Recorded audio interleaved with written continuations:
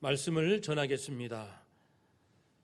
사랑하는 여러분, 오늘은 만왕의 왕이시요 구원자 되시는 예수님께서 탄생하신 날을 기념하는 성탄절입니다. 천국에 계신 예수님께서 오늘 예배를 드리는 우리 모든 성도님들의 심령과 가정 안에 하늘의 영광과 평안을 가득히 내려주시기를 기원합니다. 오늘 성탄절 예배에는 특별한 순서 두 가지가 있습니다. 교회학교 학생들의 축하 순서와 찬양대의 찬양이 있습니다. 그래서 오늘 말씀은 짧게 전하도록 하겠습니다. 오늘 말씀을 통해서 예수님 탄생에 담긴 풍성한 영적 교훈을 깨닫고 우리의 삶에 적용하여 누리기를 기원합니다. 예수님께서 오시기 전 이스라엘의 상황은 무척 암담하였습니다. 이스라엘의 시작은 아브라함이었죠. 믿음의 조상 아브라함의 믿음과 순종으로 인하여 인류 구원을 위한 제사장 나라 이스라엘의 출발은 멋졌습니다. 그렇지만은 그 이후에 족장시대, 출애굽 광야 시대, 가나안 정복, 사사, 통일왕국 시대, 분열왕국 시대, 포로 귀환 시대를 거치면서 이스라엘 백성들과 지도자는 끊임없이 불순종했고 그리고 우상숭배와 타락의 삶을 살았습니다.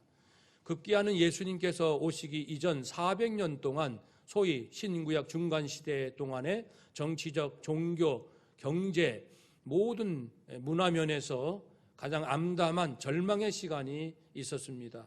그러한 칠흑 같은 어둠을 뚫고 드디어 우리 주 예수 그리스도께서 이 땅에 오시게 되었습니다. 그것이 바로 성탄이지요. 이 성탄의 소식을 여러 사람들이 듣게 되지만 오늘 본문에서는 목자들이 제일 먼저 접하게 됩니다. 8절에 보면 그 지역의 목자들이 밤에 밖에서 자기 양떼를 지킨다고 했습니다. 그 당시 유대 사회에서 목자들은 비교적 천한 그룹에 속하였습니다. 그들에게 하나님께서 제일 먼저 메시아의 소식을 들려주셨다는 것은 어떤 의미가 있을까요? 그것은 인간의 외적인 화려함이 아니라 하나님은 누구에게 오십니까? 진정으로 마음이 가난한 자, 자신의 연약함을 고백하고 구원을 요청하는 그러한 자들에게 구원과 참 진리를 전하신다는 하나님의 의지를 엿볼 수가 있습니다. 또한 목자들에게 제일 먼저 이 소식이 전해졌다는 이 사실 안에는 예수님은 선한 목자이시며 그리고 희생하시는 어린 양이시라는 것을 목자의 삶을 비유로 하여 우리에게 깨우쳐 주십니다. 그런데 이제 하나님의 대리자인 한 천사가 나타나지요. 천사가 나타날 때는 하나님이 임재처럼 놀라운 영광이 종종 함께합니다. 그래서 천사가 임하는 모습을 볼 때 사람들은 두려움을 느끼게 되지요. 주의 사자가 곁에 서고 주의 영광이 그들을 두루 비추며 크게 무서워한지라 라고 했습니다. 그때 천사가 말합니다. 무서워하지 말라. 온 백성에 미칠 큰 기쁨의 좋은 소식을 전한다.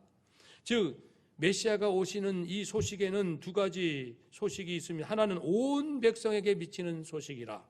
세상에서는 사람들을 여러 가지 기준으로 이제 분류하고 구별 짓습니다마는 그래서 온 인류를 모두 품을 수 있는 사람은 이 세상에 아무도 없습니다. 그러나 오직 하나님 예수님만이 아무 조건 없이 인류를 품을 수 있습니다.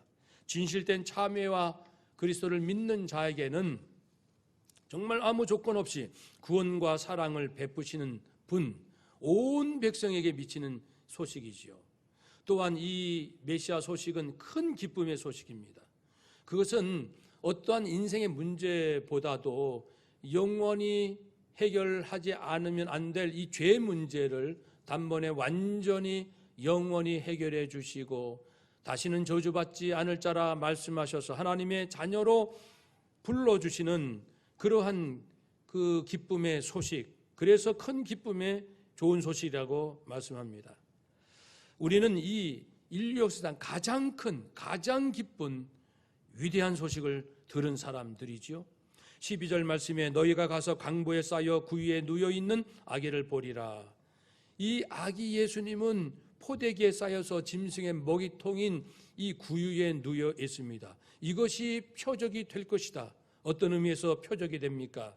이것은 천사가 말한 대로 말한 장소 말한 때에 이제 이 아기가 태어난다, 메시아가 온다는 것은 하나님의 계획이 이전에 이미 만세전부터 정하여졌고 이제 이루어졌다라는 하나님의 계획이 성취되었다라는 그 표적의 의미입니다.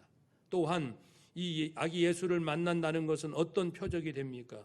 그것은 메시아, 구원의 왕께서 왕이시지만 그러나 이 천하고 어렵고 가난한 가정에서 그리고 탄생조차도 환대받지 못하는 낮고 천한 비천한 자리에 오셨다. 이것은 예수님께서 메시아는 섬기는 왕이시요 대속의 희생의 제물로 오셨다는 것을 일깨워 주시는 표적이요 증거요 의미라는 뜻입니다.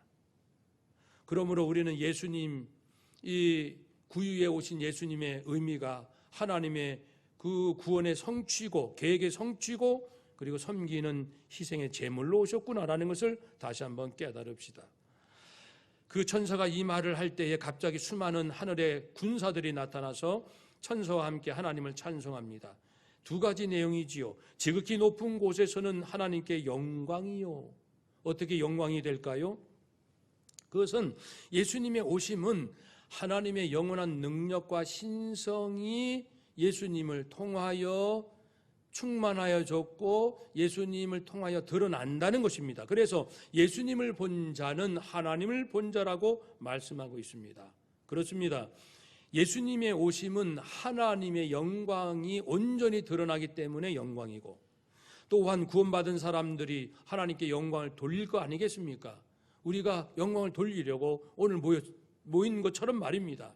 그래서 하나님께 영광이 될 것이고 또 한 가지는 예수님이 오셨기 때문에 예수님을 통하여서 하나님의 섭리, 즉 모든 만물의 보존, 만물을 성장시키고 만물을 회복시키고 역사를 심판하시는 하나님의 모든 섭리가 예수 그리스도 안에서 이루어진다는 이런 면에서 바로 하나님께 영광이 됩니다.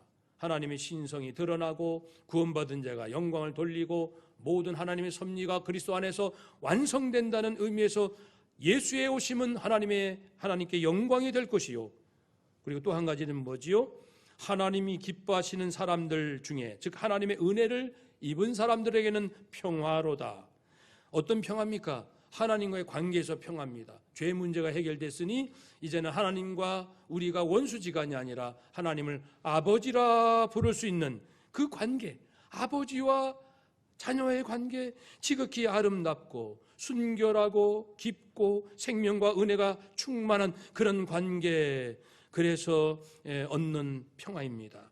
또한 이제 사람과의 평화도 이루어지게 됩니다. 예수님을 만나게 되면 어떤 일이 있게 되죠? 로마서 12장 19절 말씀처럼 너희가 친히 원수를 갚지 말고 하나님께 맡기라. 너희는 도리어 축복하고 용서하라. 그러니까 예수님을 만나는 사람은 그 받은 사랑으로 인해서 원수까지 사랑할 수 있게 된다. 그런 의미에서 사람과의 관계가 화평하게 된다는 뜻이지요. 마지막으로 자신과의 관계에서도 평화를 이루게 됩니다. 로마서 8장 6절 말씀에 바울은 말씀합니다. 우리가 육신의 생각을 따라가면 사망이지만 영의 생각, 성령의 인도함을 받으면 우리 마음속에 생명과 평안이 넘친다. 성령의 9가지 열매처럼 말입니다. 인생에 살다 보면 실망과 낙심, 두려움, 염려, 열등감, 스트레스, 허무함이 꽉 차 있지만 과거에 대해서 후회요, 미래에 대해서 불안할지라도 우리는 내 심령이 구원받고 그리고 예수님의 사랑이 충만하여서 그리고 합력하여 선을 이루시는 하나님의 절대적 그 도우심을 알기 때문에 이전에 말씀드린 것처럼 우리는 모든 일에 받아서 감사, 여전히 감사, 깨닫고 감사, 몰라도 감사, 순종함에 감사, 하나님의 자녀됨에 감사, 감사로 충만한 인생을 사는 내 마음의 모든 내적인 부정적인 감정과 상처로부터 고통으로부터 치유와 회복되는 그런 은혜, 내 자신과의 평화가 이루어지게 된다는 뜻입니다. 그런 의미에서 하나님께 기뻐하심을 입은 자들 안에는 하나님과의 관계에서도 평화요, 사람과의 관계에서도 평화요, 자신과의 관계에서도 평화가 이루어지도다. 천사가 노래합니다. 사랑하는 여러분, 우리도 천사들이 이렇게 노래하는 것처럼 이제 이어지는 두 가지 순서를 통하여서 마음껏 하나님께 영광을 돌리고 우리 안에 참 평화가 임했다는 것을 기뻐하는 그런 시간이 될 수 있기를 축복합니다. 성탄의 이 충만한 은혜가 우리 가정과 이웃에게 흘러 넘치시기를 주의 이름으로 축복합니다. 아멘. 기도하겠습니다.